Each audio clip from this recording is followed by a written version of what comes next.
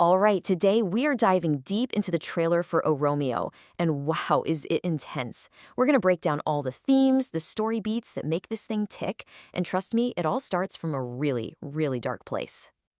So the trailer kicks off with this one single haunting line, "Love is a curse." And right away, you know this isn't your typical love story. I mean, that's not just a line of dialogue, right? That is the entire thesis statement for the movie, laid out right at the start. It just sets this incredibly tragic, dark tone and tells you, hey, get ready, because the world you're about to step into is not a happy one. Yeah, so that's exactly what we're going to dig into first. This whole idea of love being a curse. We're talking about love as this powerful, destructive force that doesn't save people, it ruins them. You know, the specific word they use here, badua, is so important. It's not just like bad luck. It's deeper than that. It's an affliction, a genuine curse. It's almost like our main character feels totally powerless, you know? Like love isn't something he chose. It's something that happened to him. This terrible thing he's just got to live with. And right away, we see how this curse starts to play out. They lay out his journey for us. He goes from being a rendezvous, basically a playboy, to a Romeo, a real lover. So on the surface, it looks like love changed him for the better, right? But the trailer is screaming at us, no, no, no. This transformation, this is where his suffering begins. This isn't his salvation, it's his downfall. Okay, but this whole cursed love thing isn't happening in some bubble. The trailer immediately throws us into this incredibly violent and dangerous world. It's like a pressure cooker just waiting to explode. And the dialogue, it just instantly sets the stakes. Don't mess with the hero like that. That's not a suggestion. That is a hard and fast rule. Our guy, our quote-unquote hero, is clearly not someone you want to mess with. He's at the very top of a very violent food chain. And listen to how they describe the violence. It's not just he'll beat you up. It's he rips the soul from the body. I mean, wow, that's so visceral, so absolute. It tells you that in this world, the goal isn't just to win a fight. It's to completely and utterly destroy your opponent, body and soul.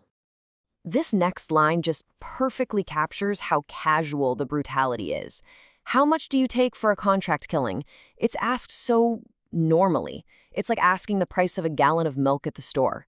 It hammers home that in this world, life is cheap. Murder is just another business transaction. So when you put all of this together, what do you get?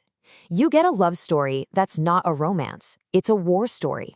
It's unfolding on this brutal battlefield where every single move could be your last. And that chaos on the outside, it's a perfect mirror for the absolute turmoil happening inside our hero. And all of this leads us to what feels like the absolute core of the story. We're talking about a turning point, a point of no return. This is the moment where the man we thought we knew just shatters, and something else, something much darker, is born in his place. I think this is the most important line in the whole trailer. Once that line is crossed, a beast is bored inside forever. It's like a moral event horizon, you know? Once you cross it, there's no going back. And that word, haiwan, beast, it's not just about getting angry. It's about a fundamental loss of humanity. This isn't a phase. It's who he is now, forever. And look at the insane contrast here. Before he crosses that line, they say his heart was just trapped between two ribs. It sounds so poetic, almost delicate. But after, that heart is just gone, vanished, replaced by a beast that's there to stay. And that, right there, is the real tragedy of this whole story. So that brings us to the final piece of the puzzle. What happens next? How does this brand new beast deal with the very love that created it in the first place? Well, the answer is pretty chilling. He decides to destroy it, systematically. And what pushes him over the edge? It looks like a massive betrayal. She ran away with my heart. Such a simple line, but it's just devastating, isn't it? For a guy who's already on the brink, who's already become this beast, that abandonment is like pouring gasoline on a fire. It becomes the fuel for everything he does next. What's so wild is that the trailer actually gives us his game plan.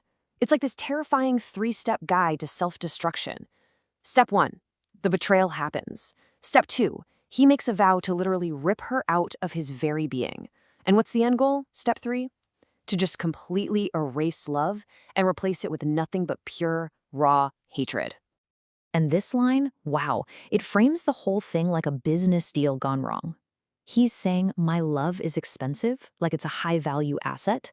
And what did she do with it? She traded it in and bought enmity. So in his mind, it's not just that his heart is broken, it's that she made a stupid, foolish trade, and now there are consequences. So let's be clear. At the end of the day, this isn't a story about a guy trying to move on from a breakup. Oh no. This is about a conscious, violent, almost surgical mission to annihilate his own feelings. It's like he's performing an exorcism on himself, and he's intentionally choosing to leave a monster in love's place. Which leaves us with the one massive, haunting question that the trailer just hangs in the air.